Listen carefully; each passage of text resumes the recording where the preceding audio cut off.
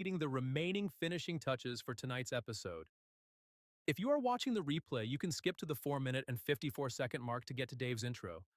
While you are waiting, watching live, take a look at the news and articles about pro wrestling and MMA from The Authority, the Ringside Report Network. Our website is at ringsidereport.net. That's ringsidereport.net. Please wait. Hold on. Keep waiting. Almost done. Please wait. Hold on. Keep waiting. Almost done. Please wait. Hold on. Keep waiting. Almost done. Please wait. Hold on. Keep waiting. Almost done. Subscriber is speaking at the moment.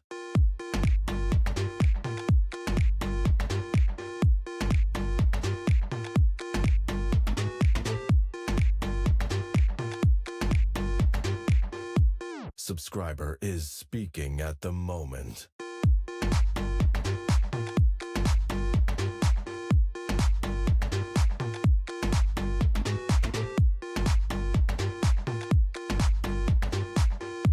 Subscriber is speaking at the moment.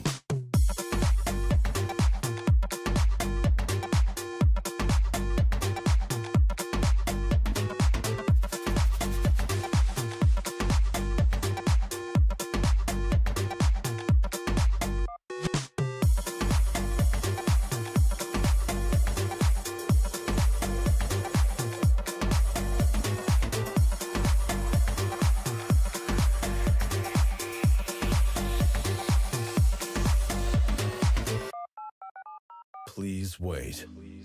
Hold on. Keep waiting. Almost done. Please wait. Hold on. Keep waiting. Almost done. Please wait. Hold on. Keep waiting. Almost done. Please wait. Hold on. Keep waiting. Almost done. Subscriber is speaking at the moment.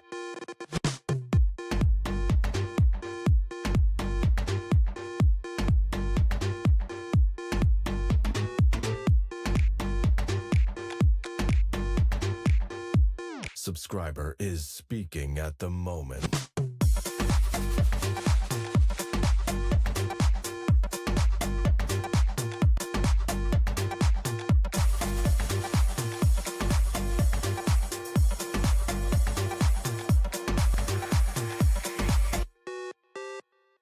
Watching live, take a look at the news and articles about pro wrestling and exclusive merch, including great At the moment.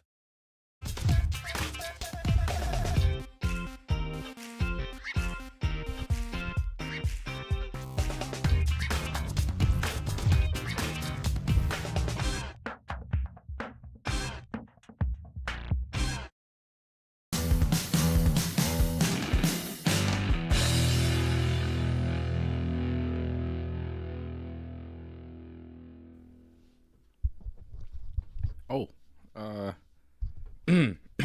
is that me? It's me.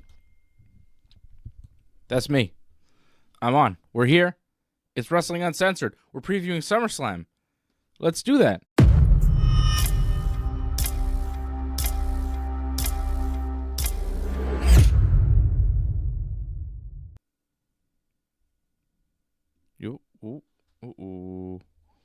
What's happening? What is going on, Johnny? There he is. You tell me, is there everything all right? Like, am I coming in okay? You can hear me okay for now, or? Yeah, why? Oh, I just don't. You say, what's happening? What's going on? I don't know. Just trying to keep you on your toes, you know?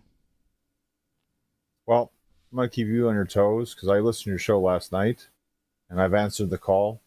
AJ said he wanted to hang out or something, so we doing that in September. I'll be seeing AJ. I'll be seeing Muscles Marco, the long lost, forgotten member of our team. I'll see them in September at a hockey game. I'd like to bring you, but I don't think you really want to go. So, but I'll see those guys. That'll be fun in September at the Bell Center. You're lost right now because like what happened last night. Remember AJ said you guys wanted to hang out or something. So I did that for AJ since I'll be in Sudbury when you guys want to plan your Vegas or is it Vegas trip you're doing or something? I don't think that's happening. Okay. It was just you know, I don't know. I doubt it. I don't know if I want to do that. You know, I have ideas. I have ideas cool. In a moment. I'm like, yeah, that sounds good. And I think about it for a while. I'm like, yeah, I don't think I want to do that. I bail on everything pretty quick. Well, I hope you do something special for your birthday. As I told you guys in the chat. If we're there, are we still on YouTube, Rumble? That's too bad.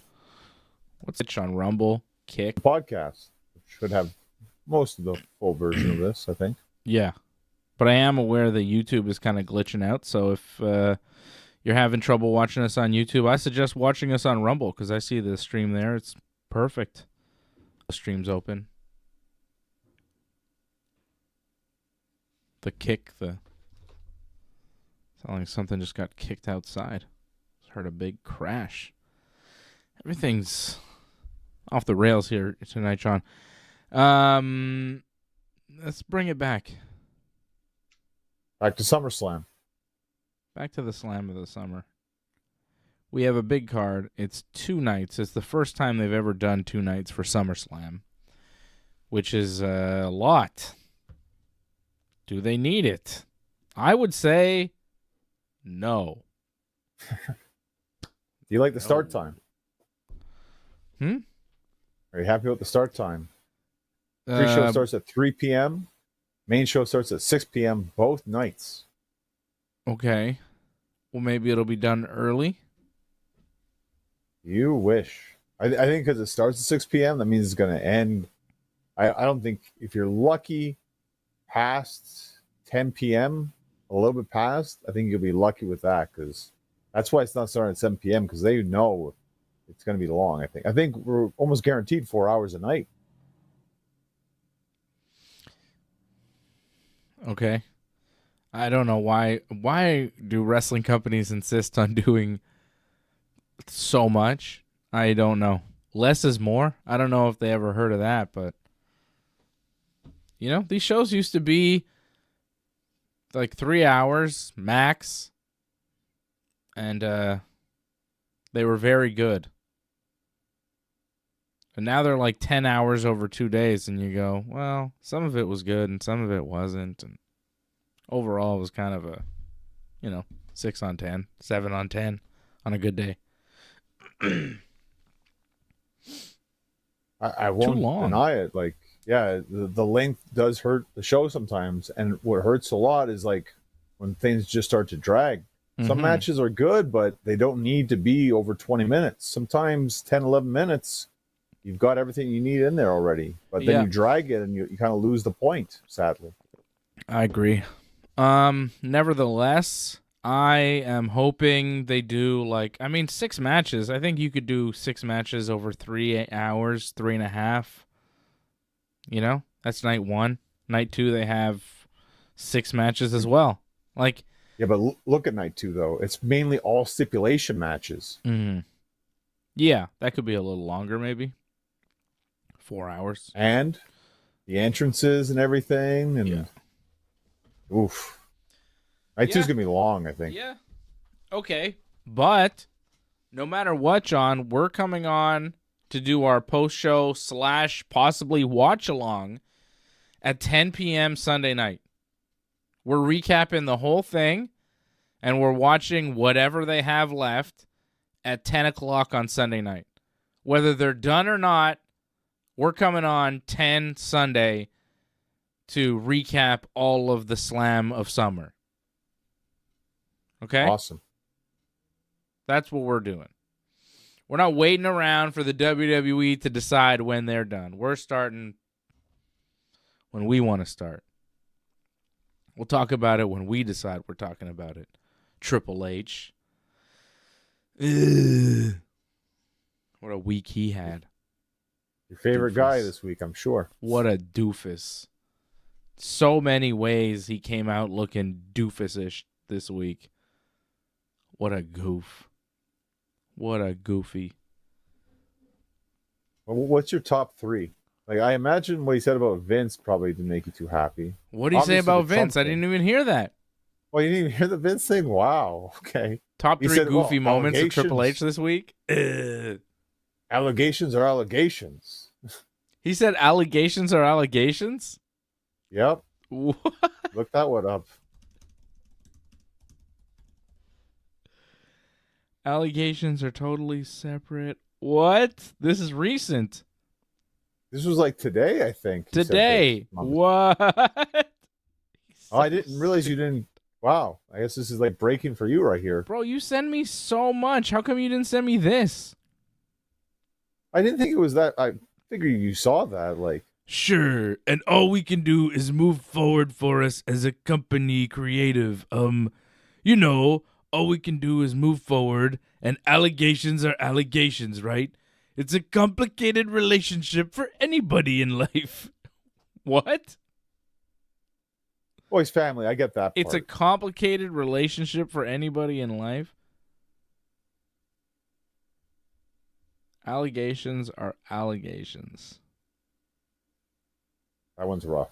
That's a rough one. Donald Trump is one of the most intuitive people I've ever met. That was a separate Intuitive. interview, I think. That was a different thing.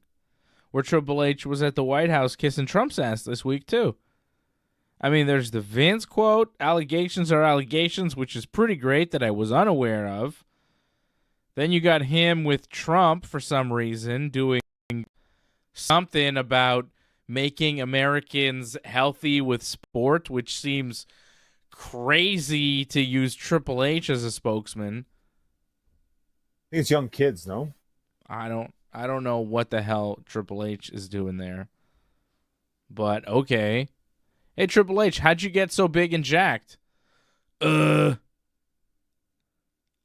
said my prayers and ate my vitamins. I mean, what? Well, if you ask Scott Steiner, he never had to take a drug test because Triple H, so he's good for that. Yeah. It's weird when all those guys were getting wellness policy violations and Triple H was somehow more jacked than all of them and was never getting violated. That was weird, wasn't it? That's been a part-time guy, I guess, Triple H at the time, possibly. Yeah, he wasn't, though. You know he wasn't. You know very well he wasn't. Even his boys, Batista, Randy, they got violated. Triple H? Randy got fired, remember? Yeah, got fired and rehired. I mean, because it was, if you got 3 wellness violations, whatever happened to wellness violations? Yeah. What happened to that? What happened to R-Truth? Like, a lot of things just disappear, I find. What happened to R-Truth? Exactly what I said would happen to R-Truth. The fans will quickly lose interest, and he'll just kind of disappear, and rehiring him was kind of pointless. You could have just let it go. He would have turned up somewhere, and it would have been fine. Good for Truth. He got more money. Yeah. Well, good for him. He worked it, but now what? And Triple H looked like a total doofus on this Unreal show where it's just obvious they're trying to make him into this TV star. The show is about Triple H. They say it's about like the backstage of the WWE, which of course runs through Triple H, but the show just follows him. He's in like every scene. There's so much of him. He runs it all. And it's Yeah. all thanks to him that we get WWE now. I don't know where I read this, but I saw somebody say that this is like to make Triple H look like the Dana White of the the WWE, like how Dana was all over the Ultimate Fighter when it started, and it really made him kind of this figurehead for the UFC.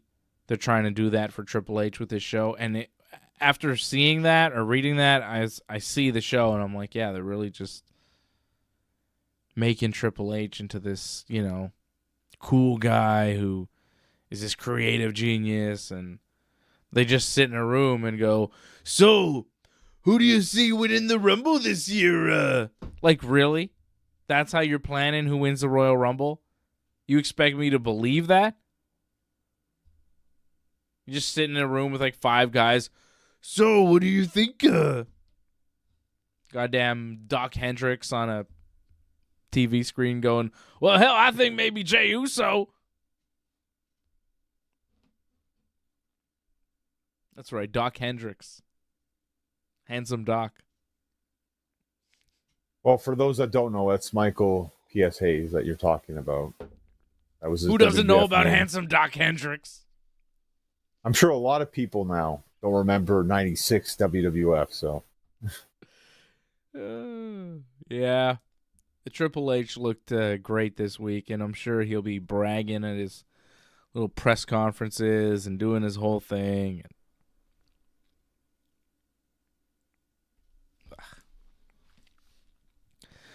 What a great guy I am. Everybody loves me. So he's doing SummerSlam. He's put together this mid 2-day show. Like, I think he has a great roster, and we've had some good matches. Maybe not so much tonight, but I thought on Raw we did. It's just he's got to really work on his booking for the finishes, because it's really rotten the way, like, it feels like there's always run-ins. It feels like it's always convoluted finishes. He's really got to work on that, because he over-abuses that like crazy. And so many like DQs, like fake finishes. Like, there's no point to have matches if you always know you're not going to get a true winner. Yeah. I mean, we watched Damian Priest and Aleister Black wrestle for a long time, and then Aleister Black just threw a chair at his head, and the match ended. Super chat. It's a great example of that. 100%. Just a waste of time. And this is my big issue with WWE that I've had for a while, John. I keep talking about it. Like, they make us watch these long matches that kind of go nowhere, and then in the end, you don't even have like a result where there's some sort of resolution or a finish. It's just like, I throw a chair at you and we'll do it again next week. Well, why did you just do it then? If you're going to do it again next week, what was the point of all that? The point of that is that they didn't want Priest to lose, so they're trying to push Priest like crazy, and they want to keep Aleister Black strong, so that was their way of doing it. DQ, but Aleister stays strong by staying on top at the end. So the 50-50 booking that no one gets over, but you're still going to watch because it's WWE programming, and they have a good way to suck you in because it looks appealing to watch. And it does. It does look really good. I mean, the SummerSlam stage, it looks amazing. That's one of their best setups, I think. I mean, it's got nice production, and you've got all the wrestling stars. You know, you've got people that you want to see. Some matches you want to see for sure. We're going to run down the card here in a second. Harold Schneider dropping a super chat on YouTube. It looks like the YouTube has stabilized. No more glitching. Harold Schneider, Mr. Harold Schneider, dropping the super chat saying, SummerSlam is my turning point. If it sucks, I may take time off wrestling altogether. It's supposed to be entertainment, but it's not most of the time. Wow. Yeah. It's certainly different. You know, pro wrestling has changed drastically over the past 5 years. Since the pandemic, when they started, you know, a lot of that cinematic wrestling, those movie matches. Yeah. It kind of changed the WWE style into a more overly dramatic, over storytelling with very little action type of style in the main event. And I think it's hurt the product because it makes their main events really kind of weak looking. But you could tell the WWE style changed during the pandemic, and it's kind of continued along this like ultra everybody's trying to be a movie star. Like everybody looks like they're auditioning for something else in these big matches. They're all trying to act and overact. And I get it. I mean, your boss ultimately is Ari Emanuel, the biggest agent in Hollywood, and you've got all these Hollywood connections. So, you're right at the door of Rock money. You're right at the door, you play your cards right in the WWE, and, so they're all seeing that. And the style has changed and is more kind of catered to that. But it's not quite the pro wrestling that we grew up watching. Ooh, far, far, far from it. Like, it felt more like a sport back then. Now it feels more like a show. This is more, I feel, towards actually WWE, sadly. Like, I feel AEW, they're kind of doing their own little thing. And with WWE, like, it's more entertainment now. And you're seeing that with Jelly Roll. You're seeing that with how they're bringing in guys like Bad Bunny now. And I'm happy that we're going to get to see TLC. I just feel like it's 25 years since the first one. I just don't know if it's going to be like as compelling because there's so many teams involved in it. 6 teams. It's just going to be utter chaos. Like, it's too much chaos, I think, which is crazy because I love the chaos, but 6 teams, it's just too much. And then it's going to be ridiculous because too many teams are down for too long. It's too much, way too much. And I guarantee you somebody will get hurt. Oh, how could they not? But, like, somebody's going to be out for a bit after this match. It's going to happen. I'm not wishing it on anybody. It's just the nature of the beast.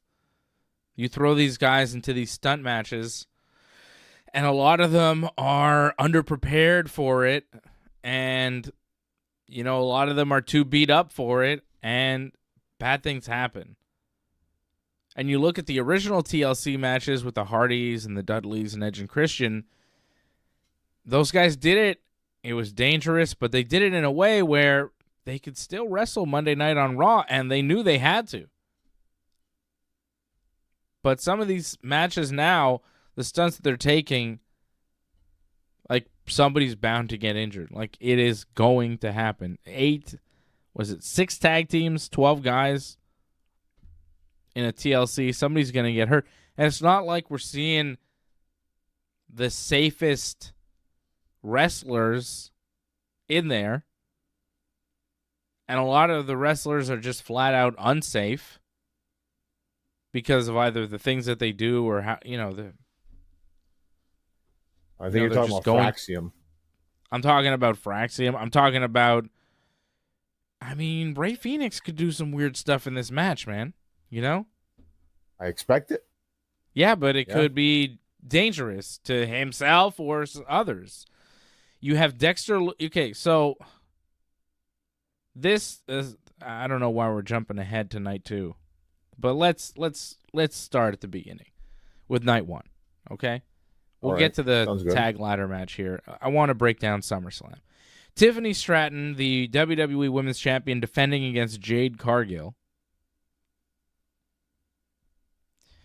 Randy Orton and Jelly Roll versus Drew McIntyre and Logan Paul. And I know we've got thoughts on that match.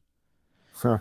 The Judgment Day, Raquel Rodriguez and Roxanne Perez. Hey, Dave and Johnny, if I am being honest, I was the first one in the entire world to say that Logan Paul is something Never special. forget now. Mark my words. Never forget. Oh, we scored? It's positive news for you? It's weird, like when now?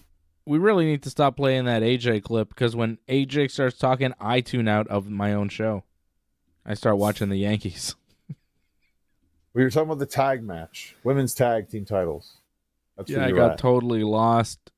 Ooh, McMahon. Mr. McMahon, damn it. Ryan McMahon. He's a McMahon, and he's playing third base for the Yankees. He drove in a run. 11-10 Yankees. Yanks are coming back, baby. After almost blowing, like, what, a 6-run lead or something? 5-run lead. They were up 9-4, and then they were down 10-9, and then they tied it 10-10, and now it's a ninth inning, and it's 11-10 Yankees. Crazy game. Our new bullpen that we just got gave up home runs. Bird and Bednar both gave up home runs. They're supposed to be good. Well, I'm just going to say, Roman Anthony, thank you for the walk-off tonight. It was great. Oh, Boston won tonight? Good for you. Oh, you damn right. You should be happy, too, to beat the Astros. Oh, that's good. I hate the Astros. There you go. Okay, women's tag match. It's Raquel Rodriguez and Roxanne Perez defending the women's tag team titles against Charlotte Flair and Alexa Bliss. Roman Reigns and Jey Uso, the Yeet Man himself, taking on Braun Breaker and Bronson Reed in a tag team match, playa. Samuel Zayn takes on Karrion Kross in an I was right versus I was wrong match, which seems ridiculous, and it is. And then what I think will be the main event, and is a match I'm very interested in. This is selling the whole weekend for me. Well, Cena and Cody, too, is going to be cool. But, I mean, the main events of SummerSlam, I will say, John, very good. Like, the title matches, nice. Cena, Cody, Punk, Gunther, you got to give it up. Right? Yeah, it'd be good to see these matches more often, though. Like, we'll see this match, and then we'll never see it ever again. There won't be a rematch. Like, this is the rematch, right? Cena, like, we waited so long for Cena and Cody. You're never going to see it again after this. And Punk and Gunther, you're not going to see this on Raw anytime, I don't think. So enjoy it while you have it, because it took so long to get here. Yeah. Pretty great. I mean, speaking of I think legends, it's going to be the main event. CM Punk. I think Punk said. Legend. Yeah, I think it should be the main event. How come Nikki Bella isn't on SummerSlam? She was just wrestling in an 8-woman tag on Raw for some reason. She's just there with Rhea Ripley and Io, and who was their tag partner? Stephanie, as you say, Stephanie Vakwe. Vakwe. It's Vakera. It's Vakwe. Yeah. Everybody knows it's Vakwe. All right. But that was a cool tag match against Naomi and Chelsea and Piper and Albert. Yeah, but Nikki Bella got injured, so did she? She might be out for a while. Yeah. One of her implants, I think, may have popped. So. Oh. Yeah. Poor fearless Nikki. Too fearless. Well. Facing Naomi, she was probably not proceeding with enough caution. That's usually the issue when you go up against Naomi. People failing to proceed with caution. It's a real problem in the WWE. I feel there was a bit of ridiculousness in that match. I feel like they were all also acting ridiculous in the match, like overselling stuff, and Naomi kind of overreacting to stuff. And the finish, again, kind of like they were building to something great. And, Stephanie Vakera's finish, it's got to be better than this whole package onto the knee and that's it. Like, she does far better moves than that. But that's your finish? It needs to be better than that. It's not great. I don't disagree. I haven't been super impressed with Stephanie Vakwe. She got a great look. Can't deny that. Does she? Yeah, because she looks kind of evil, but she's cool. It's kind of almost like she's like a different version of Rhea Ripley in a sense. Like a baby Rhea Ripley. Spanish Kinda. Rhea. Sure, I guess. I think she's from Chile, no? Or something like that, but yeah. I thought she was from Spain. Look it up. You can find it. Look it up. Yeah, well, you have the computer right there. You have the laptop right there. Oh, she is from Chile. Why did I think she was from Spain? Because I'm an ignorant gringo. Well, she's probably wrestled in Spain. I think she's wrestled a lot of places. She came from AAA too, right? So Triple A. Yeah, but that's Mexico. It's not Spain. right, but I wouldn't be surprised if she wrestled in Europe too.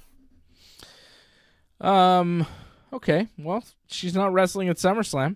Tell you who else is. Naomi. Proceed with caution. She's taking on Rhea Ripley and Io Sky. The winner will take on Stephanie Vacquet in Paris at their next show, right?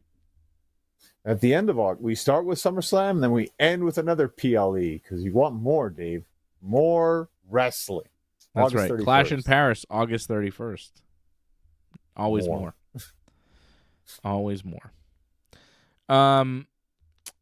So that's the triple threat match for the women's world title. Naomi versus Rhea versus Io.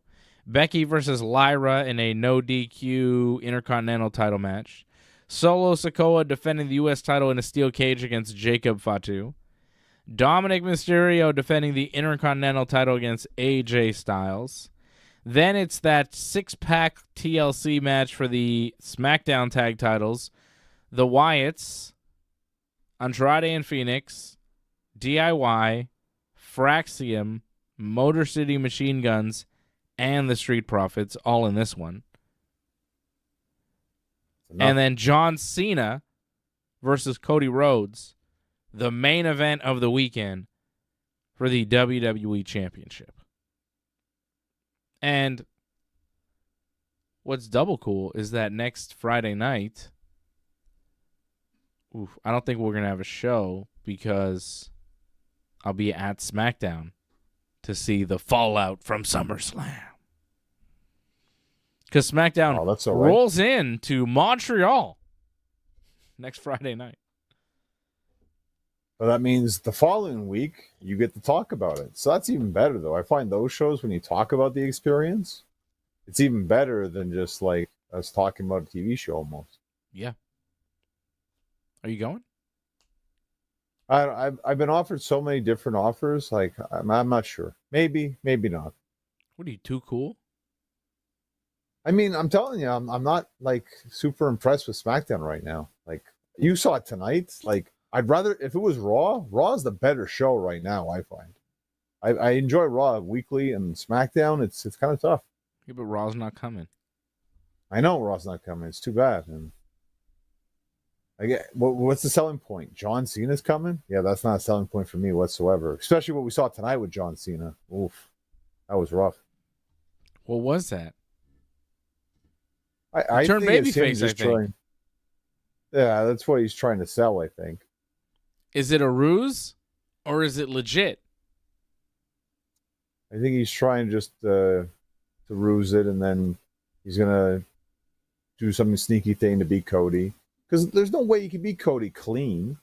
So he's going to have to cheat. It's going to have to happen. Or does Cody cheat to beat Cena this time? Well, I think also, let's never forget Mr. Money in the Bank being around too. So I think he might get involved in Gunther Punk. Well, that's it. If he doesn't do that, I expect him for night 2 then. I expect we're going to have a cash-in on SummerSlam on one of the nights.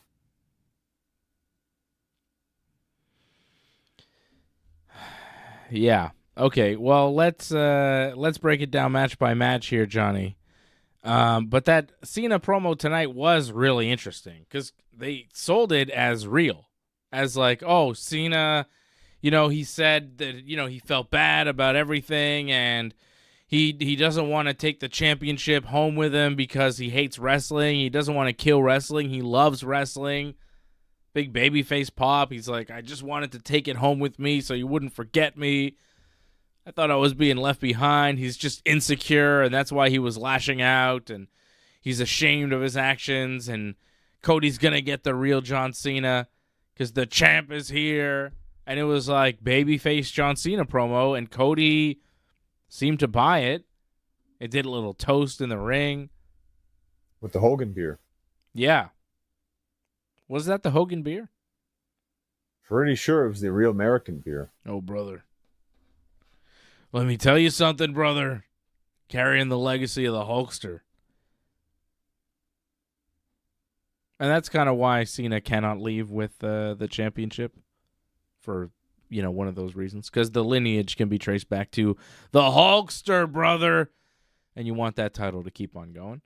So, I think Cody might win. How long Cena going to be champ for?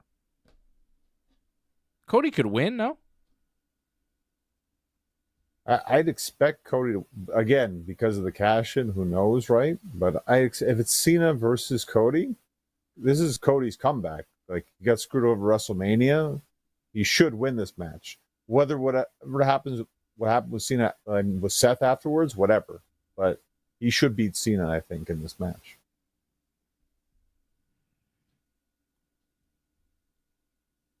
Now we're kind of jumping ahead to the night 2 main event, but I don't care. Let's start with the good match. You know how everybody thinks that Seth's knee injury is a work and he's actually going to be back here at SummerSlam? Except us. We don't think he's... What do you mean? I don't think he's injured. Like, no, that's what I'm saying. Everybody thinks Seth's injury is a work. Oh, does everyone think that? Really? I think a lot of people think it's a work and he's going to show up at SummerSlam. No? Well, I thought people actually believed it because they post the video, or Becky posted the video of him on crutches, like on the sidewalk, like actually in crutches. Like, again, he's selling it. So yeah, good for him. But yeah, I don't know. Is there any chance that Kevin Owens' injury is a work and he comes back at SummerSlam? That'd be nice. The only thing I heard about Kevin is that he actually got successful surgery, I think like a week ago. Oh, yeah? So that's great. Maybe it's been 2 weeks now. Okay. So that's great to hear. And if he got that done, I don't expect him back anytime soon. It's going to take many months. So, if he comes back at all, too, because, some people don't come back. Yeah. I hope he does. He's awesome. I wish him a speedy recovery. The great Kevin Owens. So, too bad. It'd be cool if he interfered in the Cena-Cody match, If Owens was healthy, he could attack those guys. That'd be cool. That'd be cool, but I think we have a better chance of Seth, better chance of The Rock. I'm not expecting The Rock, but I think there's a better chance of The Rock showing up. Because The Rock makes sense. And they kind of tied into The Rock, right, with the promo a bit, right? So... I think Cody just cheats to beat Cena. Like, he sees the opportunity to cheat. He realizes he has to do it. And he kind of turns heel, and Cena goes babyface. And Cody has won the championship, but he's turned a bit evil. I think that's where we're going. I think Cody wins, takes the belt back, end of the night. But you need The Rock for that to happen, I think. Why? Because it's the whole selling the soul thing. Like that, part of that, right? It doesn't have to be. What was that match where Cody cheated to win because he realized he had to? Against Randy to win Randy? King of the Ring. Yeah. I mean, he took advantage of the situation. I wouldn't say he really... Randy's the one who tried to cheat, actually. Randy brought the steel chair in. Cody took advantage of the situation. It was the buckle. Well, but he took the chair, distraction. All Randy doing this. Yes. And then Randy took the buckle down, and Cody took advantage of it. But Cody pushed Randy into the buckle on purpose. Yeah. Well, taking advantage of the situation that Randy created. Yeah, but still, it was like dishonorable. It wasn't like a, white meat babyface type of thing to do. And I expect him to do that to Cena, but Cena kind of deserves it, much like how the whole contract thing was signed, too. Yeah. I think Cody has turned evil. He turned evil on Cena when he forced him, he forged his signature. Cena says, I can't wrestle, I've got other obligations, I can't do it. Cody just beats him up and forces him. I think this is all part of it. I think Cody is taking the belt and completing a heel turn at SummerSlam. I like it, but that means Seth probably cashes in on the first night then. Yeah. on CM Punk after he beats Gunther? I think so. Sounds about right, doesn't it? Yeah, but I could also see, like, The Rock told me, like, oh, I got to do this for him. He needs a favor. Dwayne's I too can see busy. that. He's not involved. Like, I don't think they're going to involve him because he's not around.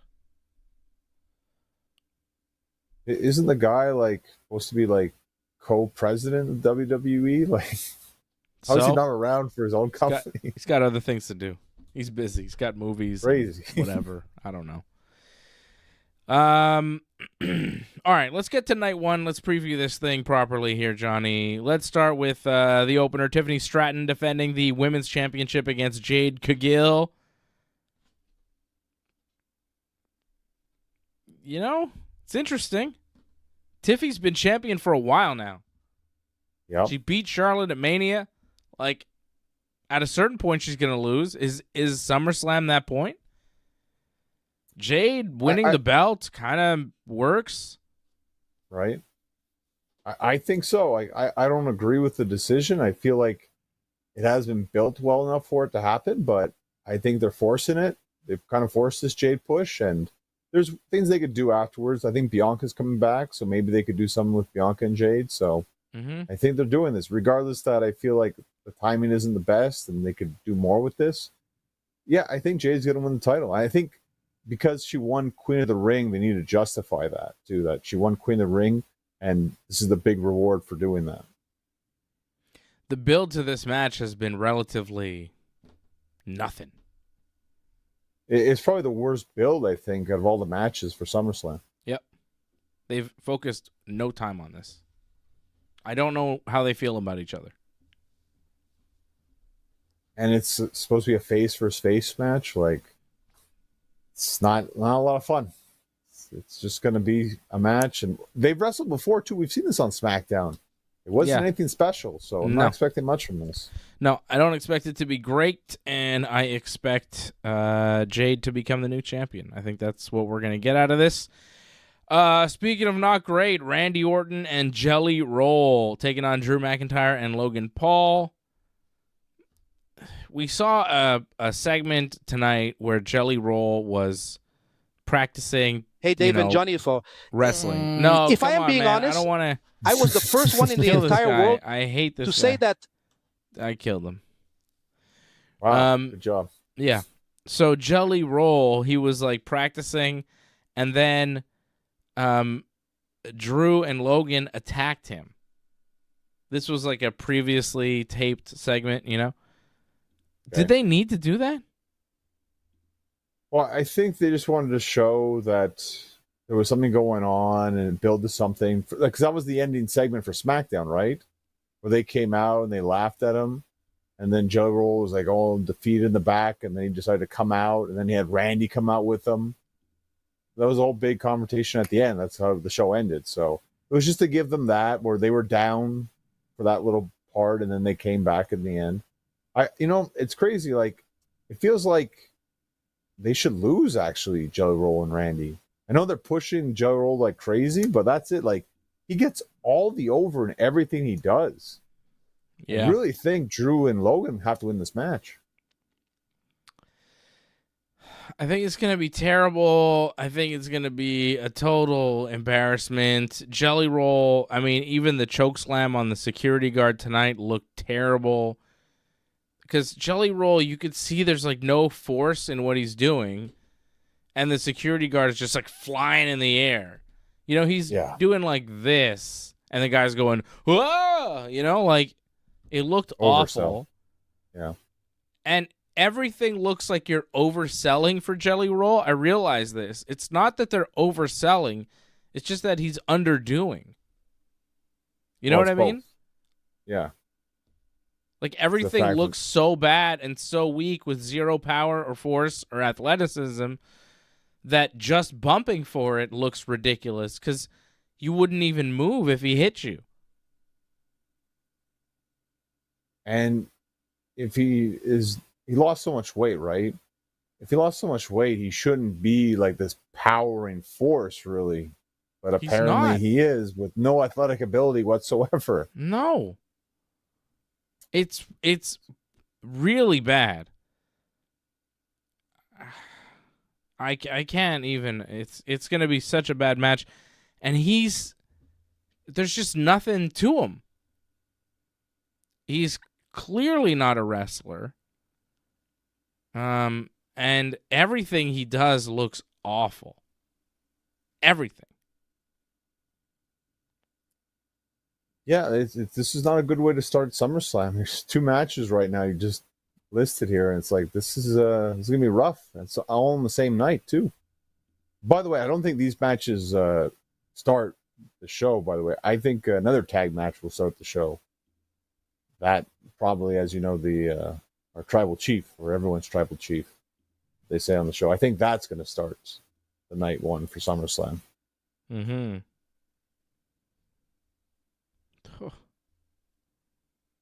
Well, these new pitchers the Yankees got aren't so good. Yankees lost. What happened? What? They were up 12-10 in the 9th, and then they blew it 13-12 in the bottom of the 9th. This guy Doval that they got from the Giants, who's supposed to be good, blew the game. That's insane. All the pitchers that they got at the trade deadline pitched tonight and sucked. They were all supposed to be good. I'm like not so aware of the Pirates closer. I'm like, who's this guy? And they get him, and it's like, oh, actually, he's not that good. Why were people excited about all this?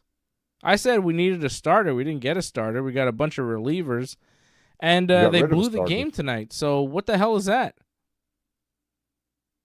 You got rid of a starter, so yeah, you just got a bunch of extras. Yeah, what the hell?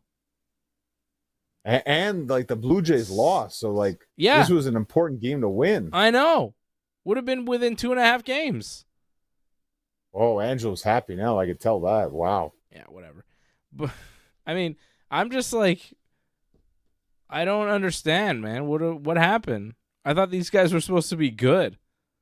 These relievers that the Yankees get, like Devin Williams, and these new guys, Bird, Bednar, and what's that guy's name? I just said it. I can't even remember. What the hell? Who are these guys? Well, they got rid of Hill, right? They're supposed to be good. They need to get no. They still have Hill. Oh, they kept him? I thought didn't they trade a couple of guys too? No, we didn't trade Tim Hill. We traded like all prospects pretty much. Nobody. Oh, okay. No, but you got rid of somebody on the starting lineup, no? No. Wasn't Peraza like he was released, maybe? He wasn't traded. Oh, okay. Anyways, I don't want to talk about it because it's going to piss me off. It's ridiculous. I can't believe they lost. Well, they were up at what? Like 6-0 at one point, then 9-3 or 9-4. And then this all happened within like 3 innings. Like, yeah. That's insane.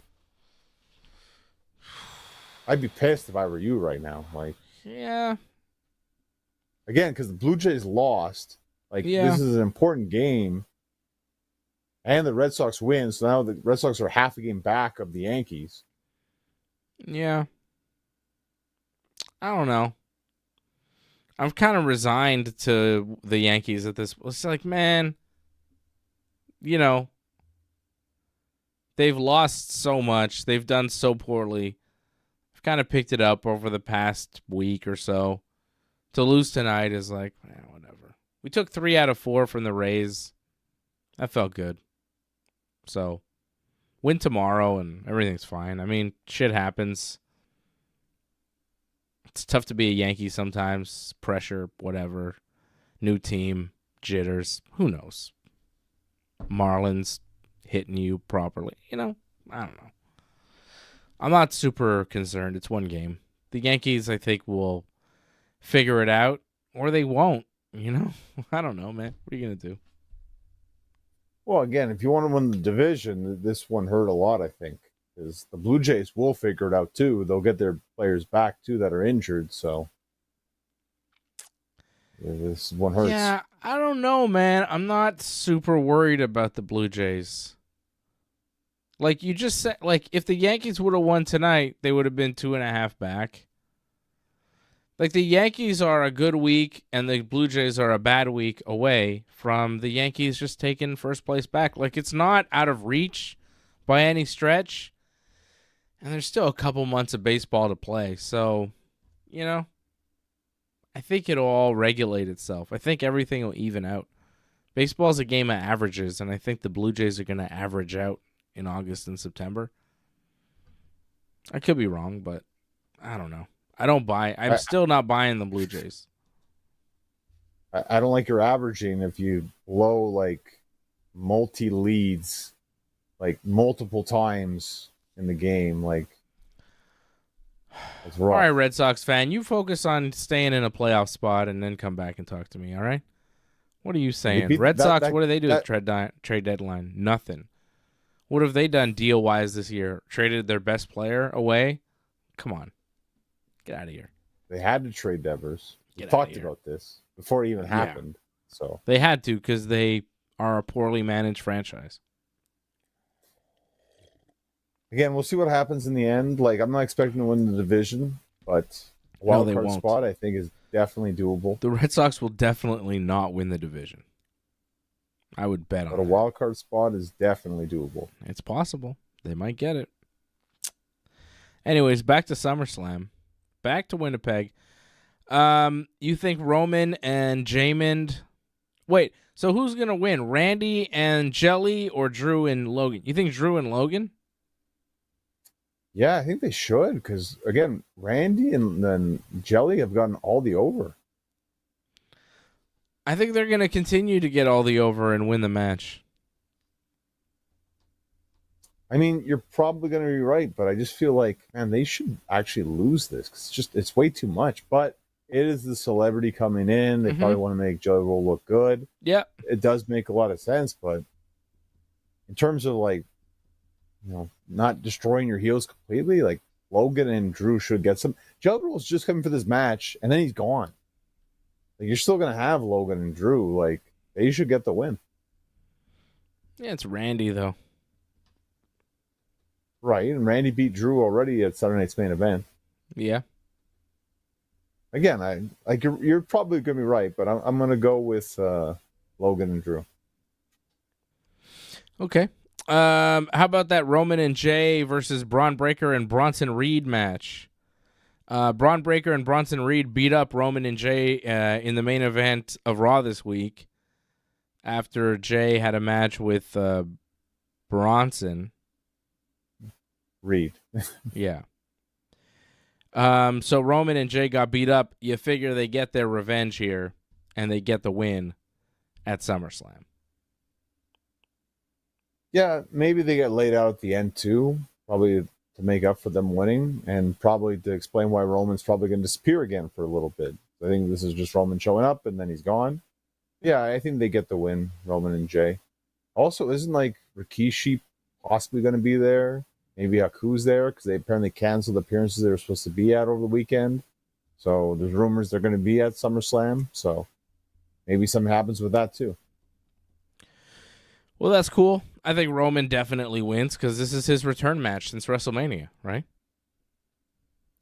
Well, there's that. And this is, I think, to help Bronson like win. Like, I mean, not win, but like look good. And that's their win is by looking good against Roman and Jay. Yeah. I think Braun will have a good showing. I just want to say I want to be on record here August 1st, 2025. My winner of the 2026 Royal Rumble is Braun Breaker. Oh, I got Sami Zayn. Or Sami. Oh, wait, maybe Sami Zayn. It should be Braun Breaker, though. It should. Well, it should, but it's in Saudi Arabia, so too bad. I don't know. I don't fully believe in this whole Sami push. Let's get to that. Sami versus Karrion Kross. If Kross wins, Sami has to say Kross was right. If Sami wins, Kross must say, I was wrong about Sami Zayn, which is just awful. Their promo on Raw was awful. This match is so stupid. I hate it, everything about it. I don't want to watch it. I will probably not watch it. I mean, you'll probably see clips of it, and then you'll walk out of the room and then come back, and then this is going to be a break match. I think Sammy's going to win. And this might be, they say Karrion Kross's contract is up soon, so this might be the end of Karrion Kross, this whole match. So great. I think Sammy will win too. I really, you know how I feel. Judgment Day, Raquel and Roxanne defending the tag titles against Charlotte and Alexa Bliss. We've already predicted one title change on this show. I don't think the tag titles change hands. I think Raquel and Roxanne retain. I think they're holding on to these belts until Liv comes back, and then we figure out what happens. I mean, that's a great idea. The thing is, like, how long is that injury with Liv? Because, like, if it's going to be long, they could lose the belts, win them back. Yeah. By the time maybe she's closer. So this is why I think you could give a reign to Charlotte and Alexa, and then Judgment Day will win back eventually. Because I don't expect Charlotte and Alexa to last long, but they got something going here. They got T-shirts. I think they're probably going to give them a run. And again, I don't like betting against Charlotte, so I think we're going to see new women's tag team champions. Yeah, you might be right, but man, that promo tonight on SmackDown was cringy. I'm not going to say it's great. I'm not going to say I'm a big fan of this. I actually think having Judgment Day with so many titles, I think that's great. It shows that they're a good faction. And they took the loss on Raw. So they should maybe win at SummerSlam. But I think because it's Charlotte and Alexa, and again, it's just to give them something. They'll win them back Judgment Day. It's just, for now, Charlotte and Alexa are going to get a moment. I think the Charlotte and Alexa thing will not work. I think they will not win the belts, and then they will wrestle each other. That could happen. I expect that to happen, but I think they might give them a run first.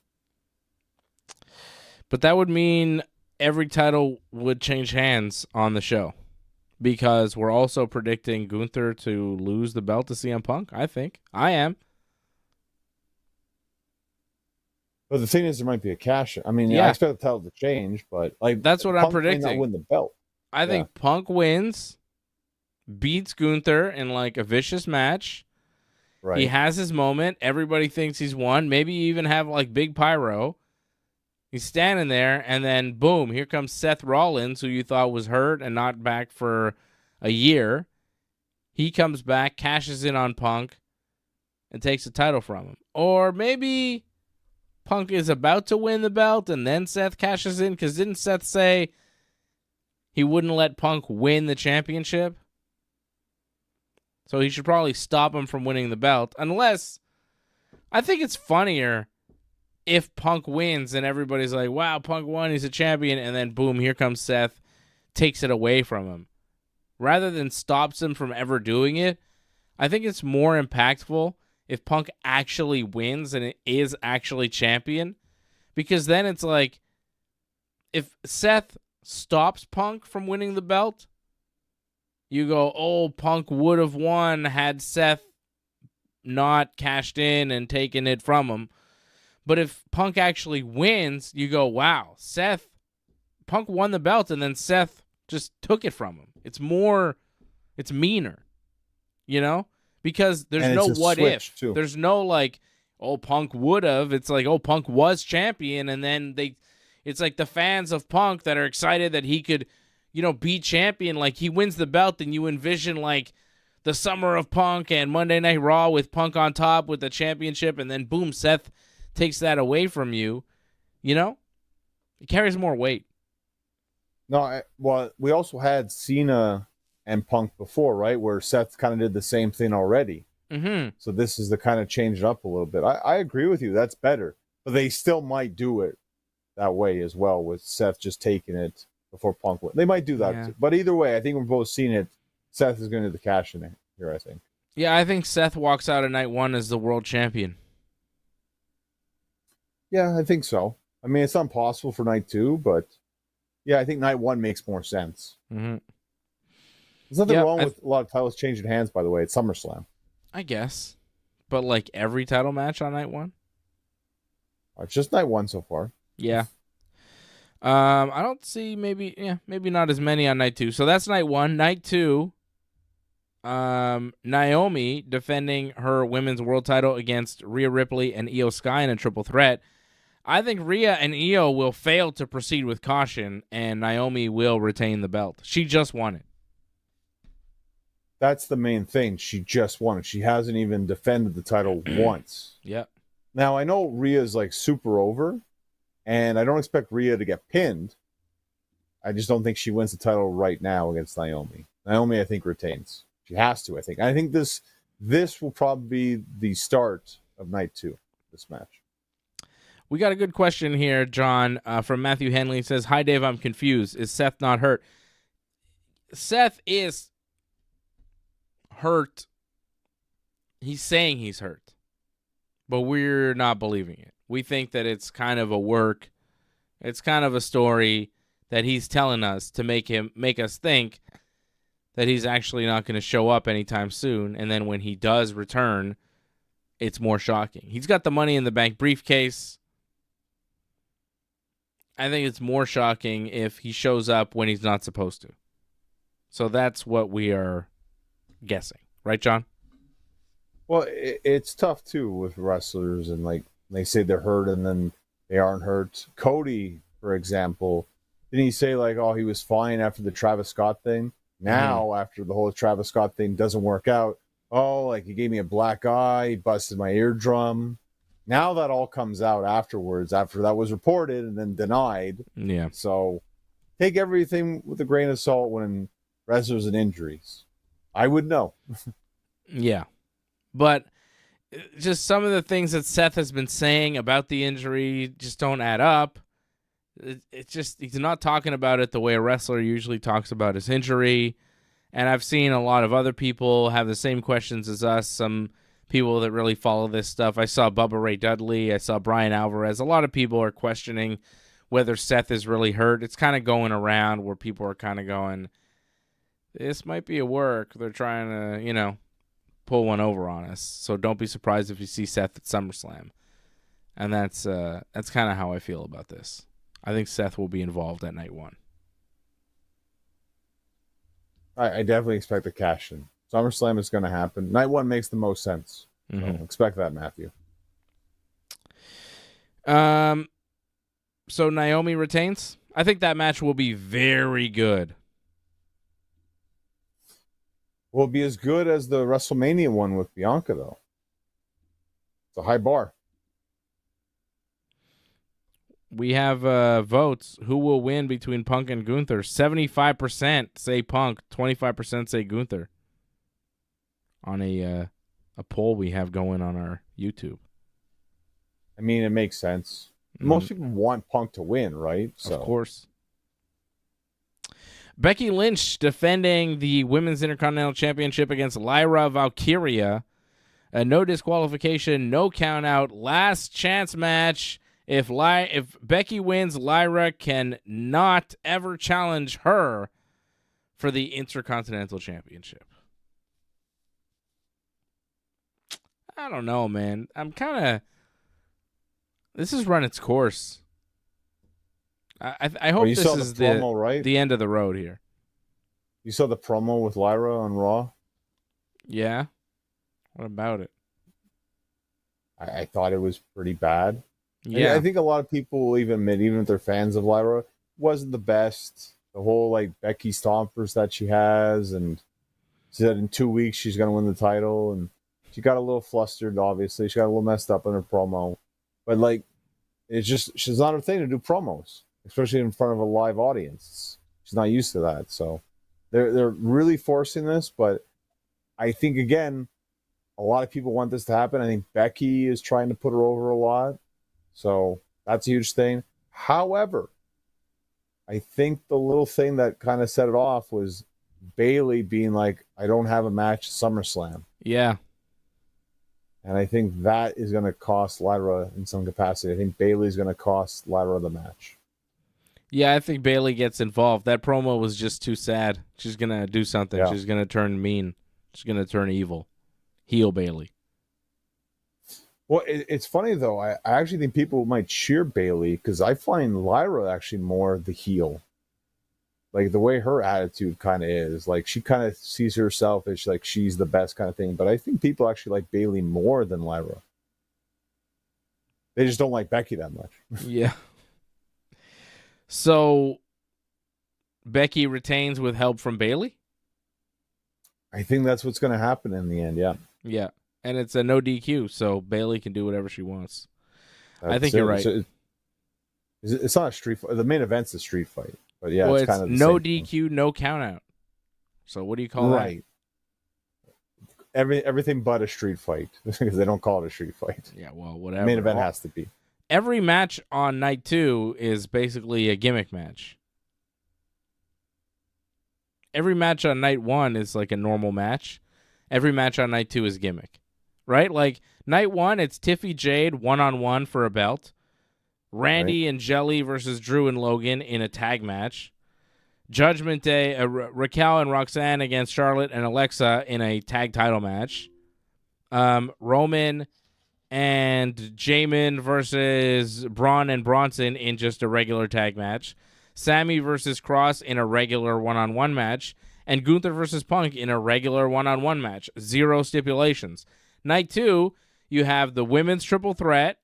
You have Becky and Lyra, no DQ, no countout. You have Solo and Fatu, steel cage. You have the 6-pack TLC.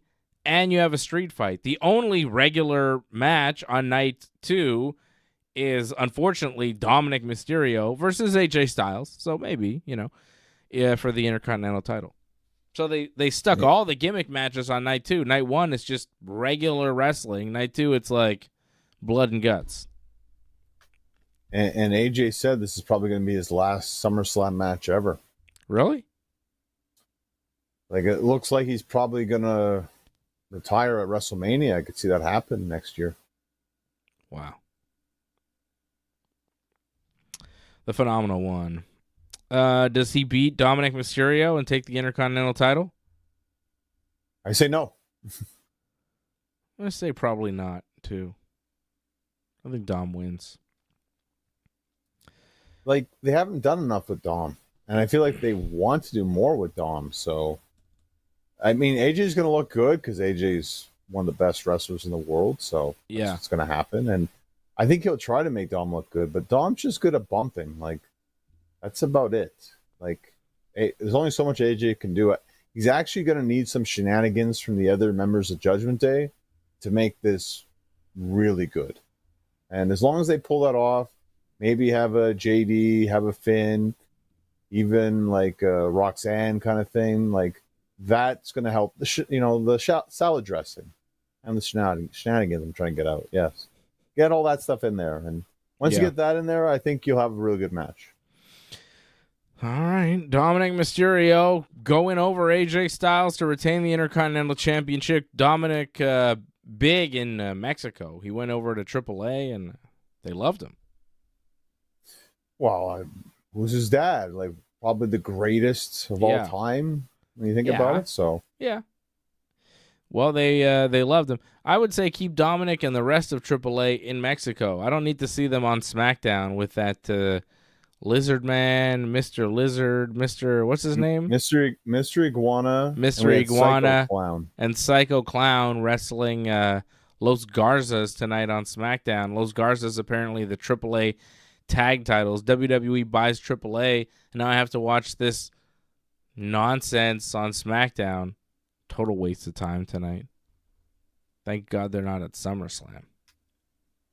I think they need to realize that. What is this, AEW? Like, I feel AEW did a better job of introducing the CMLL guys. Or at least maybe because it helped with Mystico that he was Sin Cara, so you knew him better. But, like, again, Mr. Iguana, they had that thing. It felt like it was so long ago that happened, even though it wasn't that long ago. But still, like, I don't think a lot of people really were big into that. And it was like, it's just a moment. The worst part is the commentary. My goodness, how they're selling how, like, oh, it's actually an iguana, like, and they're arguing, oh, it's a puppet. No, it's real. And this is bad. Like, the commentary makes it worse. And then Iguana kind of messed up his stuff too. And Psycho Clown seemed like he was all over the place with his stuff as well. It just, it came off very sloppy and disappointing. The best part of commentary, though, they did tell me that Psycho Clown is the son of Super Porky. I didn't know that. The only thing I knew about Psycho Clown is they got an actual shoot fight with Jeff Jarrett apparently backstage. Nice. Yeah. Was Jarrett drunk? I'm not sure what happened. I think something happened in a match and they got crossed and they decided to settle it backstage. Okay. I can respect that. If you have problems, settle it backstage, not in front of the people. Solo Sikoa defending the U.S. title against Jacob Fatu. I think Solo retains here. So, see, night 2, I think we're going to see a lot of champions retain. We got Dominic retaining. We got Becky retaining. We got Naomi retaining. And I think Solo beats Jacob Fatu. Solo's got a whole gang. Jacob Fatu's just got Jimmy Uso. The whole gang had like a beatdown on Jimmy tonight after Jimmy wrestled Tallest Tonga. And then the steel cage kind of came down, and it was Tallest and Smallest and Solo and JC Potato, and they were all kind of descending on Jimmy Uso, and then Jacob Fatu came out, and then Solo and Tallest escaped, but Solo kind of sent Smallest and Potato after them, and then Jacob Fatu beat them up. You're skipping the best part. What? Because what happened was the cage was coming down. Yeah. Because it came down too fast, they stopped the cage. Yeah, so that Jacob could come in. It clearly dumb. Stopped it because it was too early. It's like as the cage is descending, it's like, well, it's not descending. They were like, the cage is descending, and I'm like, it's literally not moving at all. What are you guys talking about? And then there's an entrance. Yeah. Whatever. But the point, I think the point is, for our purposes, is that Jacob and Jimmy stood tall here. And I don't think they will tomorrow or Sunday. No, and again, this ties into the whole thing with Haku, possibly. And maybe Rikishi, who knows, too. Okay. Haku, the father of Tallest and Smallest and Tommy. Father of the Tongas. Rikishi, the father of the Solo. There you go. Correct. So we got Solo retaining in the steel cage, retaining that U.S. title, which he also just won from Jacob. Yep. So why would he drop it back to him, right? And then we have that 6-pack deathmatch, ladder match, TLC for the TNA, WWE, NWA tag team titles. Well, it's not a death match. TLC, just TLC. FTW, deathmatch, TLC, First Blood, Stone Cold, tag team titles. I could definitely see this match being later. I mean, maybe, I think it's crazy to put it on first because then that kills a lot of the matches. Like, I definitely see this being not right before the main event, but maybe a match before the main event, before the semifinal, I guess. Something like that could happen. I think you open with Rhea Ripley. Oh, you have to, I think. That triple threat match, going. Definitely. Because this kind of match would kill the crowd a little bit. Yeah. So you're going to need a buffer match in between this and the main event.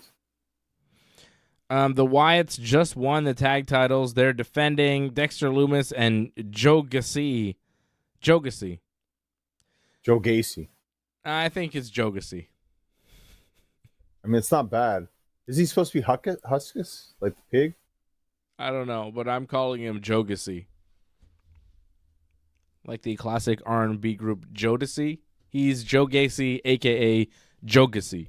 So Joe Gacy and Dexter Lumis, they're defending their tag titles against Andrade and Rey Fenix, Johnny Gargano and Tommaso the Ciampa, the DIYs, Fraxium, which is Axiom, and Nathan Frazier. Frazier has left the building. Motor City Machine Guns, Alex Shelley and Chris Sabin, and Angelo Dawkins and Montez Ford, otherwise known as the Street Profits. I think the Wyatts also retain. Well, I mean, they should, because it's not just two guys. It's really the whole Wyatts will be there, right? The whole entourage. So, yeah, of course. Like, they outnumber. Well, they don't outnumber, but, like, they outnumber in terms of, like, the tag teams, in a sense. Like, they have more people going up for their team if they need be. So, yeah, they should win. It doesn't make sense if they don't. Yep. I think they win. They've got a whole squad out there to help them. I think they definitely win. I think this match will be a train wreck. It could be good. And John Cena and Cody Rhodes, the street fight for the undisputed WWE Championship. We saw Cena cut that babyface promo tonight. Has he fully turned babyface? I think so. I think this is we're entering a world of a double turn here fully at SummerSlam, where Cody decides to cheat to win, beats Cena, possibly turns heel depending on audience reaction, Cena turning babyface, and then we kind of go from there with Cena having lost the championship. I think Cody might turn heel off of this. We'll see. But I think the only title change on night 2 will be the big one. And it'll be Cody taking the belt back from Cena after losing it to him at WrestleMania. I think we pretty much have the same for night 2. Oh, yeah. Crazy, but yeah. Difference for night 1, but same for night 2. Well, again, I'm not sure. Like, there's gonna be a lot of shenanigans in this, and overbooking, and the salad dress. Like, there's gonna be so much of everything. Like, yeah, good stuff, bad stuff, crap stuff. Like, how many ref bumps? Oh, 3.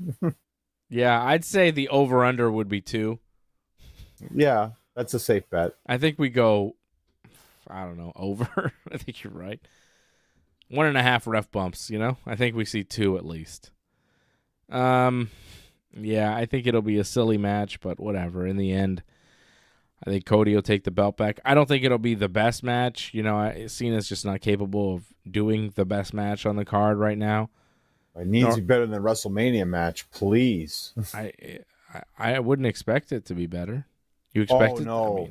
I don't expect it to be worse. Like, that was pretty bad. Okay. Good luck with that, John. I think it'll be about the same. But we both have Cody winning. How about this? Yeah. What do you think will be match of the night on night 1? What will be match of the night on night 2? And what do you think will be just the overall match of the weekend? Because I think the match of the weekend that's going to steal the whole show is going to be Naomi, Rhea, and Io. I think that match is going to be tremendous. I think it'll be the match of the night on night 2. And I think it'll be the best match we see all weekend. I think the match of the night on night 1 probably is Gunther Punk. I think that's going to be sick. Yeah, I mean, I think in terms of night 1, that has the best potential. Mm-hmm. I mean, there's other matches, too, that could surprise us. You never know. I think Raquel and Roxanne against Charlotte and Alexa could be real good. It could be, yeah. And even the Roman J tag match, it might not be too bad. Yeah. So yeah. And I know, like, you're not big on the TLC, and we've kind of talked about it already, but it's not impossible. That could steal the show, too. Because it has the potential to do it. I just think but don't you think Naomi and Rhea and Io are gonna? They could too, but the problem with that, I feel, is that they set the bar very high with the WrestleMania match, and I feel like they're gonna try to overdo it, and that might hurt them. Actually, I think it would be a good match, but I think they're gonna shoot too high. I think for that match. You want to know how we did against the betting odds for SummerSlam? I feel like we're pretty much on par, no? For the ones that we were with together on. I don't know about when we're against. That'll be interesting, I guess. Let's see. Betting odds for SummerSlam. I mean, we're never too far off from what seems like it's going to be. Cody Rhodes, minus 300 favorite to beat John Cena. Yeah, makes sense. Bet online. Let's see. So Cody is favored to win. Pretty heavy favorite. Yeah. Let me see here. Sports. Probably over the nights. It's probably not organized in terms of nights. It's just match, I imagine. Trying to see if I can actually bet on this thing. Trying to make some money. Well, is this real? I wouldn't be surprised if you could.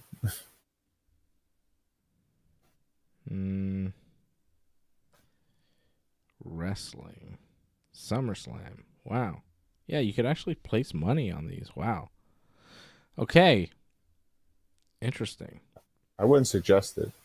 Why? Well, I'm not suggesting you do it, but Cody minus 300 favorites, Cena plus 200 the underdog.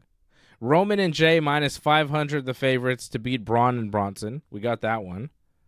Yep. Randy and Jelly minus 800 the favorites to beat Drew and Logan. So That hurts me a lot. that hurts you, John. I had that one. Naomi minus 3,000 favorite to retain. Huge favorite. Rhea plus 500, Io plus 750. So Naomi should retain. We got that one. That seems a lot, though, for Naomi. Wow. I'm surprised.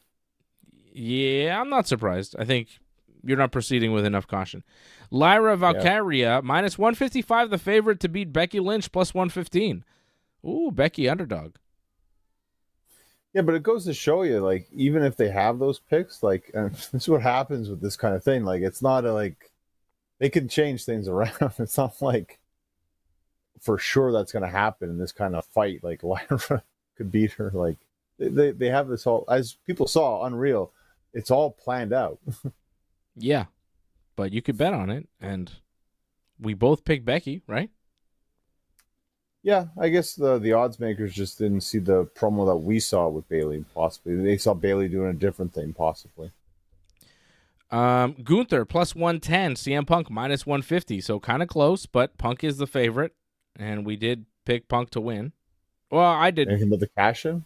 Well, I don't know how the cash-in affects that, but like if Seth wins that match and you bet on Gunther, what happens? I think it just null and voids that. Yeah. That's it if that happens. Oof. Alexa and Charlotte minus 500, the favorites to beat Judgment Day, plus 300. Good for me. There we go. We even out. Okay. Jade Cargill minus 220, the favorite to beat Tiffy Time. Okay, we had that. Yeah. Jade winning. We're good. Let's see. Solo minus 105. Jacob Fatu minus 135. So that one really close, and Jacob a slight favorite. I don't think so. They like Jacob. I could see that. I understand that if it goes the other way. Sami Zayn minus 300, the favorite to win his match. Yep. Dominic Mysterio minus 400 to beat AJ Styles. Should be more, but it's all right. And I think that's it. Oh, the tag TLC. Wow. Andrade and Phoenix plus 140. The actual favorites to win. Wyatt 6 plus 145. Then Fraxium plus 250. DIY plus 800. Street Profits plus 900. Motor City Machine Guns plus 1100. Wyatt 6 plus money. Well, if you're going to bet, I mean, that seems like a good one, I think, because, again, they have the numbers, and Ray and Andrade, that came out of nowhere, them as a team. So, I mean, maybe the new fresh team, so maybe that's why they get the odds-on favorite, but I'm not sold on that, to be honest. It seems out of nowhere. But, I mean, a TLC match like this, really almost any team could win, if you think about it. I mean, if you want the Wyatts to finally lose, this is the time to do it, but I just think it's way too early. And again, they have the numbers. Well, we held up pretty good against the betting odds here, John. I think we'll pretty much break even, at least, or do really well. Mm-hmm. Maybe we'll start betting on pro wrestling. Seems like a way to make money. Angelo says, do you guys see a scenario where Cena retains the title? Yeah. Cody doesn't cheat to win. Cena is lying to us. He's not a good guy. He's actually still evil, and he does something evil, and he wins. I think so. Like, why would he just flip it on us here? I could see him,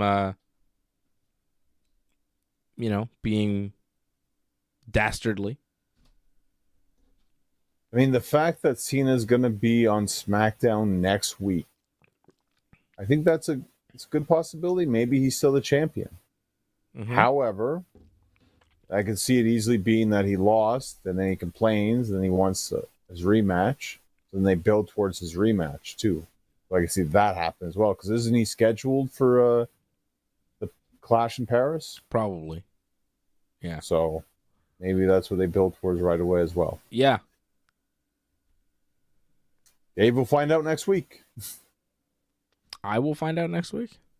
Well, you'll be there live. Oh, yes. I will be at SmackDown next week, and I will find out. So we won't be on because I'll be at SmackDown.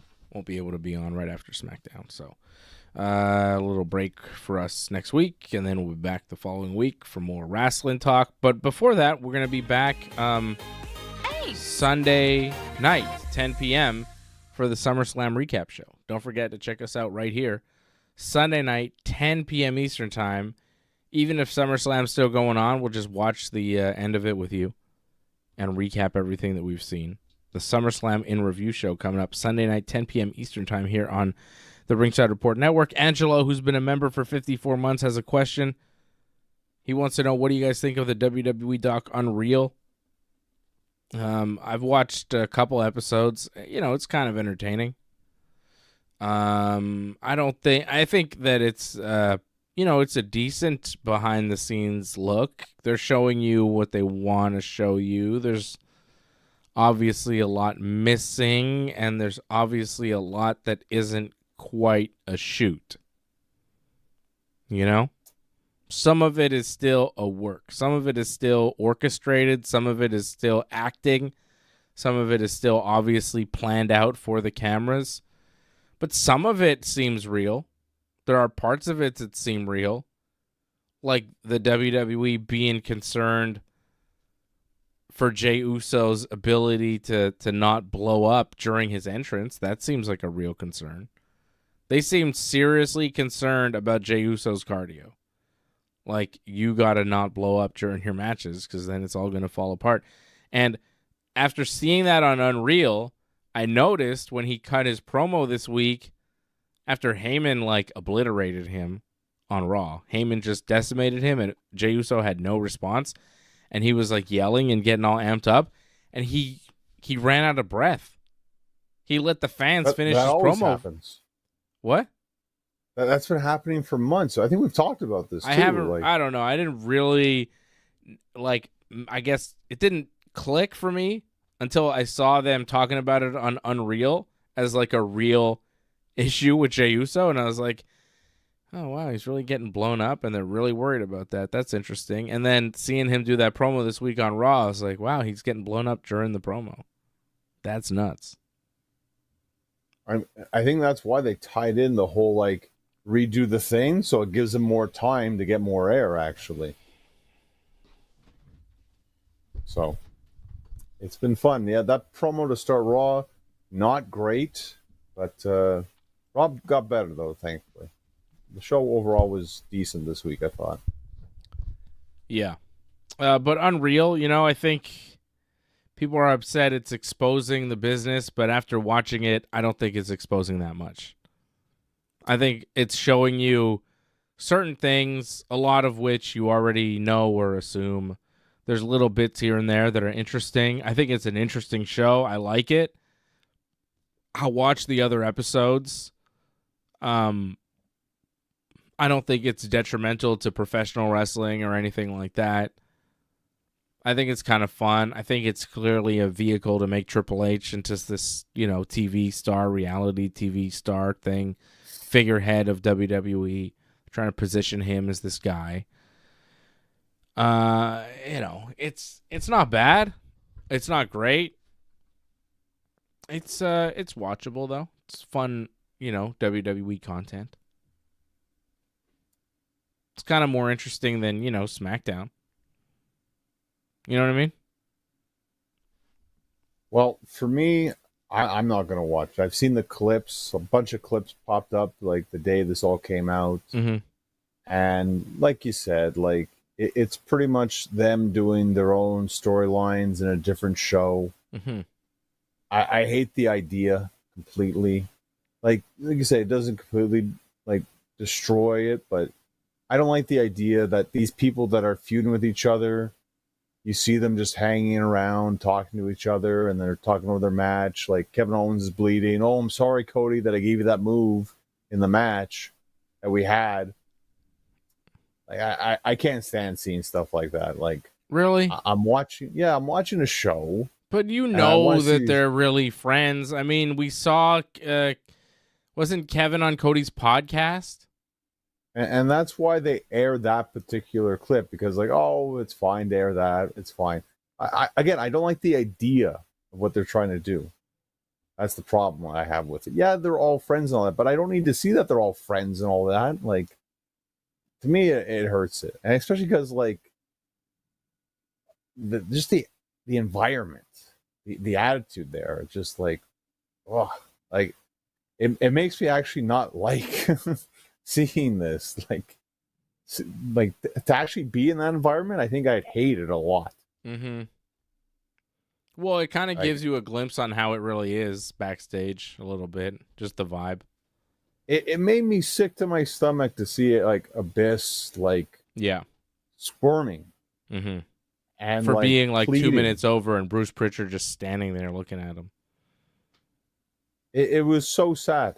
Yeah, so sad seeing stuff like that. And Abyss going like, "Are you mad? Are you mad?" And Bruce going, "I'm not mad." And you know, like maybe saying that to your face, but Abyss is like, he's gonna talk so much shit about me to Hunter or whoever, and I'm in trouble now. You know, terrified.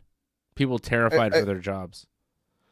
Again, they're just selling this, and maybe this is just part of what they're doing, but it's a bad example, I find, to show. Yeah. Yeah. I'm not a fan. I'm not going to watch it. I don't like the idea. Yeah.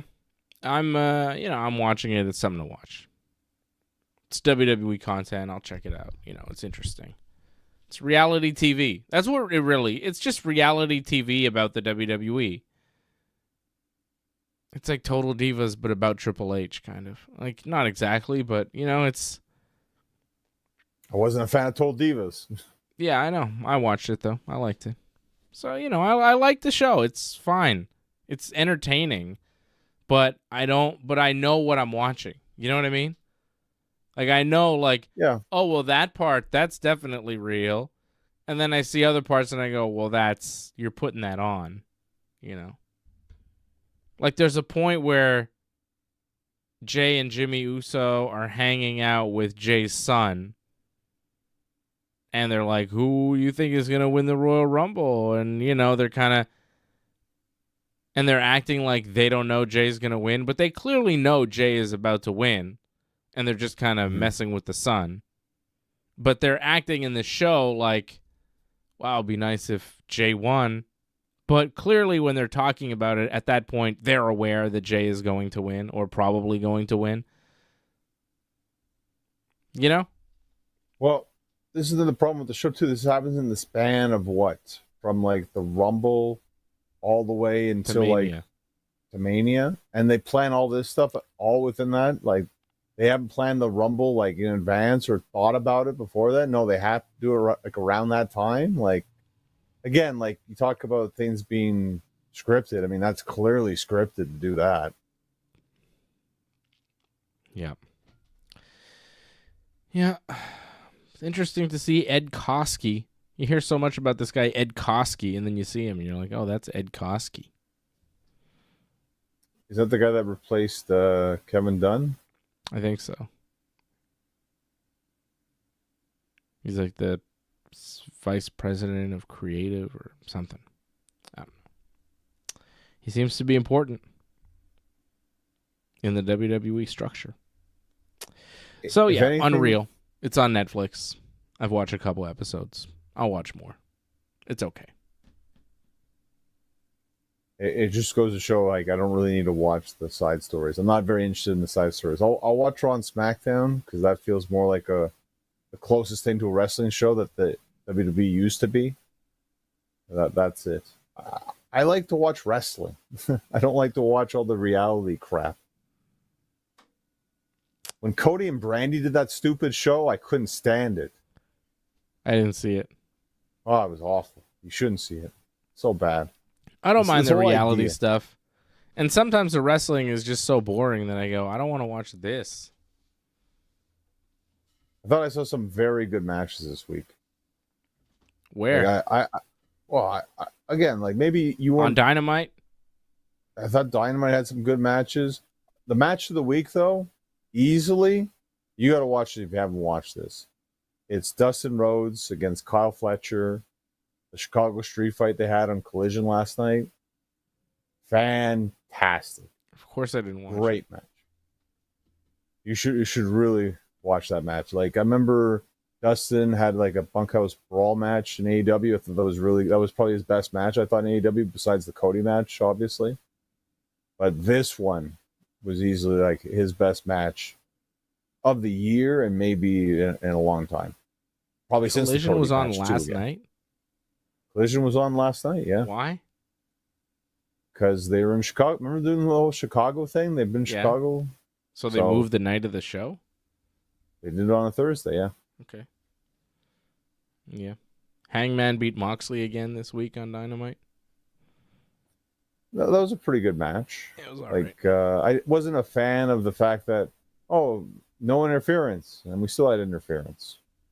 Wasn't a fan of that, but like the match-wise, it was a good back-and-forth match.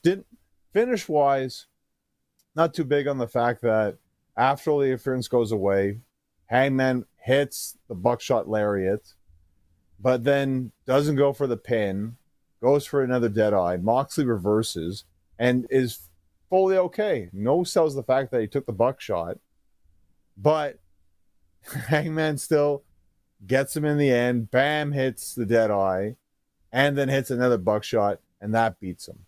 And you want to talk about changing wrestling? AEW has changed wrestling because you saw that tonight on SmackDown, where Julia hits not one, not two, but three moves to take down Zelina for a near fall. A near fall. AEW helped bring that in. The whole hit a move, hit a move, hit a move. New Japan. That's New Japan style. Sure, AEW, yeah, New Japan, AEW took it. Now WWE's taking it. Mm-hmm. Well, Julia did wrestle in Japan too, so she might have just taken it from there. Yep, and it obviously helps. They took a lot of the AEW talent. They're pretty much just doing Cody, like. Why was the AEW World Title match Hangman and Moxley in the middle of the show, and the main event of the show was Ricochet versus Mark Briscoe? Was there a reason for that? The ending. You saw the ending with MJF at the end? Yeah. That's why. The build-ups for next, because it ties into next week. So because MJF is going to wrestle Mark Briscoe next week, and if he wins, he gets a title shot against Hangman?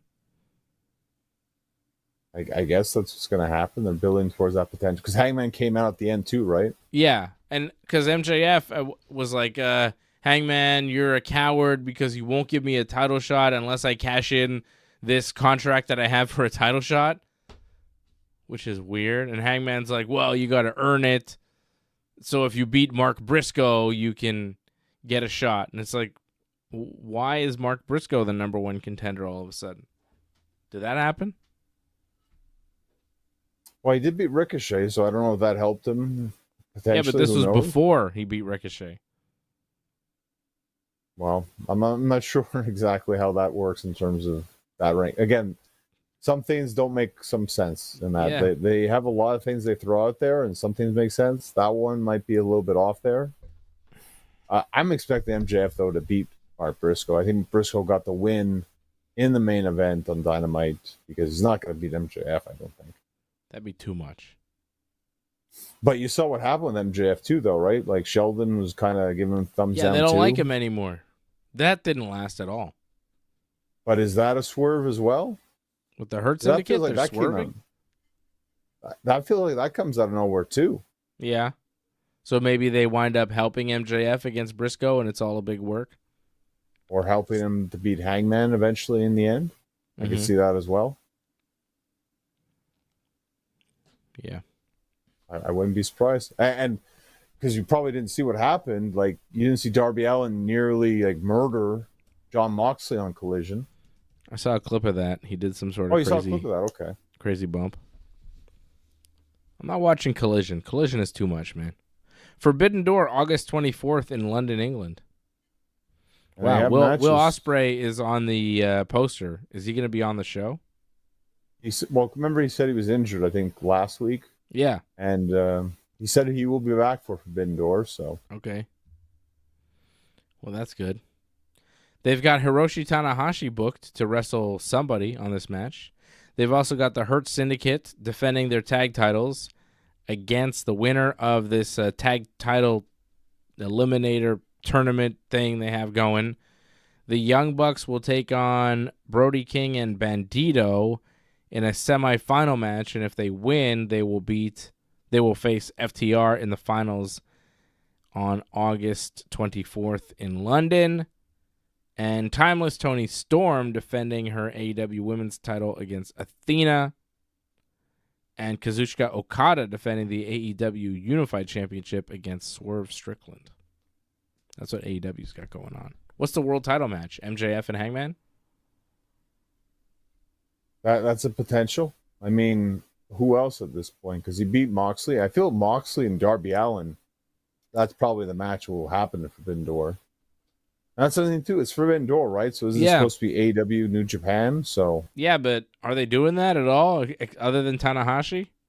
It seems like all that's kind of died down. But I think that's what you kind of got to do, though. It should be like Hangman against one of the top guys from New Japan. Here comes Ishii. Is it going to be? No. It won't be him against Hangman. Come on, like. Yeah. You're not wrong though. Ishii will probably be on the show, but for sure.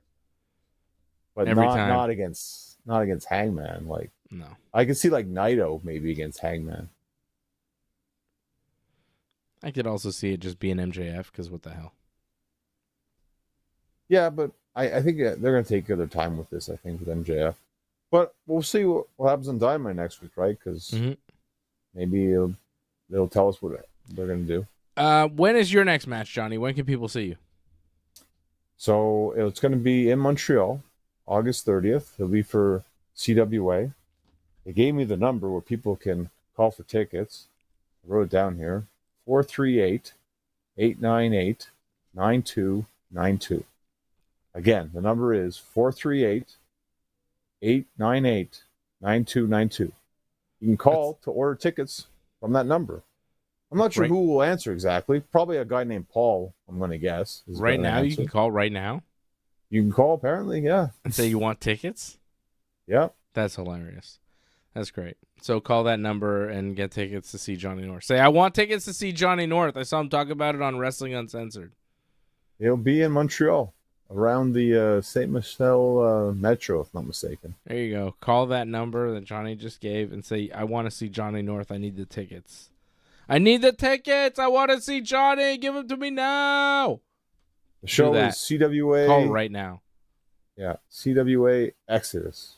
That's the name of the show.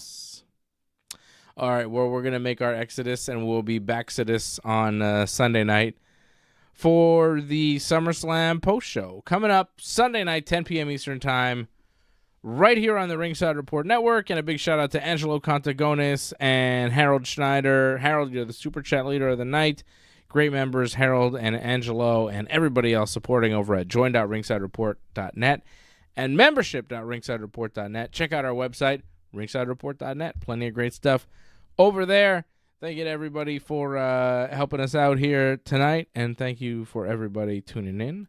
We'll be back Sunday night for SummerSlam recap here on the Ringside Report Network. Thanks for sticking with us to the end.